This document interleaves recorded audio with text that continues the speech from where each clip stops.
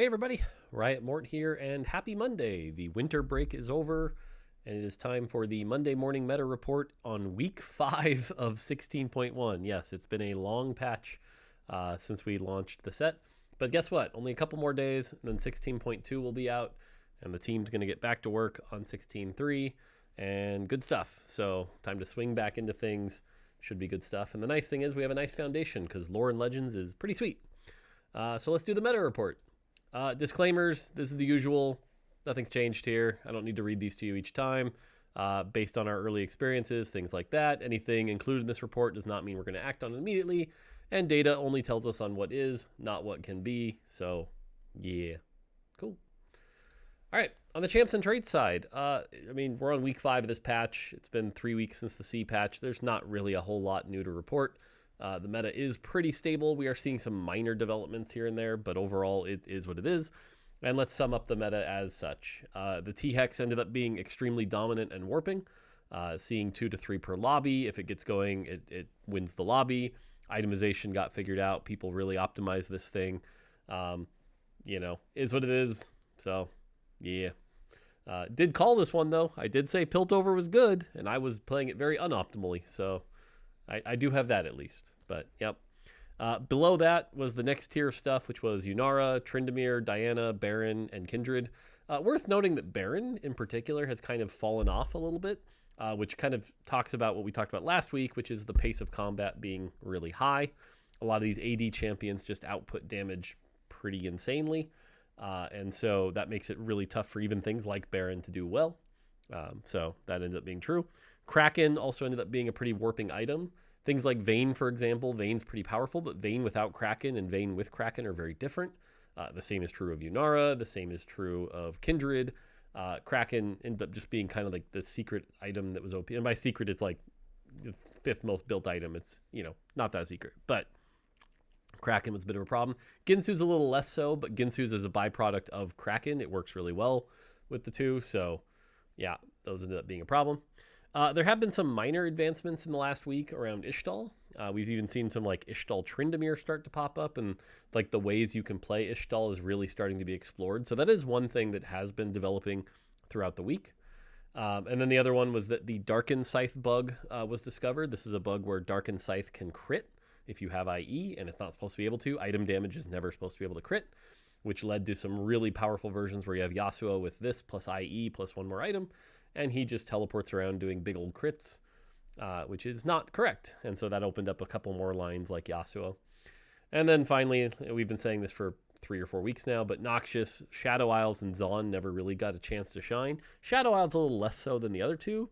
You can get Shadow Isles to work if you high roll it in a good spot, but the other two, not so much. So that's kind of a summary of the meta. Now, one of the things I think that's important as we wrap up this patch is to not just, it's easy to talk about what's overpowered and underpowered and things like that, but it's also important to talk about what's right? What's looking like exactly where it should be, so that we can use this as a baseline for everything else. For example, if we know T-Hex is too strong, well, where is T-Hex supposed to be? What's the comparison? And so I wanted to list out a few examples here of what I believe are things in the meta that ended up good. Now, this is not all of them. This is not a perfectly exhausted list, but I do think it's important to call out. And that way, if you guys disagree with me and you can be like, wait, you think this is balanced? There's no way. But to me, this is the bar that we should be aiming at. So things that are weaker than this should get buffed. Things that are stronger than this should get nerfed. These are things like Alawi, Jarvan, Rumble, and Shen, I think are all really good one-cost tanks. Sona, to me, is like the quintessential one-cost. I love playing Sona. There's reroll comps that work with her. She's very good early. She's pretty creative, opens up some lines, works really well with Demacia, Invoker openers. So to me, Sona is like the quintessential one-cost. I think some of the other champions that are like close are things like Anivia and Jhin, but they each have their own problems that I'm not a huge fan of. On the 2-cost side, Echo, Neeko, Vi, and Yasuo. Neeko and Vi ended up in a particularly good spot, I think, considering on PvE they were like really, really dominant due to their utility. Now I think they're just really good, and I think that's awesome. I think Echo is also a really cool champion that, like, as Zaun gets buffed, Echo's going to really shine. There is an Echo comp out there that does pretty good. It's weaker than the OP things, but as those get nerfed, I think Echo will end up in a really good spot. And then Yasuo, even without Scythe, is like okay. With Scythe, he's too strong, but you fix the Scythe buck, and I think Yasuo Yone is in a pretty good spot. On the 3-cost side, Kennen, Loris, and Nautilus, I think, are really good examples of tanks. I know some people would disagree with me on the Nautilus side, considering how easy he is to get in Bilgewater, but I think he's a solid tank, and I think he's where a 3-cost should be. That's my personal opinion. Loris is also one of my personal favorites. Milio and Vayne also, I think, are really good examples here. Again, Vayne without Kraken. If you nerf Kraken, I think Vayne's in the right spot. And then on the 4-cost side, 4-cost is actually, I didn't list all of them, but 4-cost is actually where I think we got a lot of things right. Again, everything's weaker than Yunara, so it looks bad. But once Yunara is nerfed, it's like, actually, I think Belveth, Fizz, Garen, AP Kaisa, Lissandra, Rift Herald, all really good examples of powerful things. Now, stuff not listed here is like Wukong and Braum, who I think are weaker than Garen and Rift Herald and probably shouldn't be. Probably need some love. On the 5-cost side, I think Set has ended up in like a perfect spot. He's like one of the best 5-costs to me, in my opinion. Tom Kench, Volibear, I actually think is really good as well. And then on the trait side, I think Demacia has ended up just in like a really good spot here. Shurima is another one. Shurima and a lot of the units that come with it. Invoker, I think, is really solid, and even Warden. So again, these are just some examples. You should let me know if you think anything's off here or anything you think that is balanced that shouldn't be on this list, because I think it's really good for our live team, especially to know where the baseline is to get everything else to that spot. So just thought that'd be an interesting topic before we dived into the usual topics. All right, Portable Forge. I don't know. It's funny. I set up this part because we wanted to talk about artifacts and how much, because they were problematic in the last set. Artifacts have been fine. Artifacts have been really not that big a deal. They have not been the hot story. They're good. You can make them work, but there's also ones that aren't as good. But overall, nothing's really changed here. It dropped a little bit in power. Like I know I was telling you at 2.1, it was 4.45. Now it's 4.47 in the last few days. Most of this is because a lot of our T-Hex play, like right now, when I say T-Hex is dominant, and we'll talk about it in the next slide, it's affecting everything in the data. And artifacts are an example where T-Hex players don't usually take this, and so it ends up being a little weaker. But yeah, otherwise, nothing really to report on the Portable Forge side. All right, on the augment side, now this is where the big story is, and I want to talk about this for a quick second. I told you this was going to be about accountability, right? Like, let's admit when we screw up here. And generally, anything on this list is stuff that's outside that 4.2 to 4.8 range, which is good. We can talk about that. And like Golden Egg, for example, we know is always going to be outside that 4.2 range. That's fine. But in the spirit of honesty and accountability, I wanted to talk about, like, man, if something came out that I was just like embarrassed by, like, let's call it out. And I think here, the red ones are something I'll be honest, like, this is bad. This is just really bad. I can't tell you the exact number, but it's bad. It's really high. Like I mentioned it last week, that Hexgate travel probably couldn't exist in the world where T-Hex is strong, and it's only gotten worse. The number is certainly something that, like, this is not okay, right? Like, if this weren't the holiday break, this would have been probably hotfix worthy to disable this augment. It's pretty insane. So just want to call that out.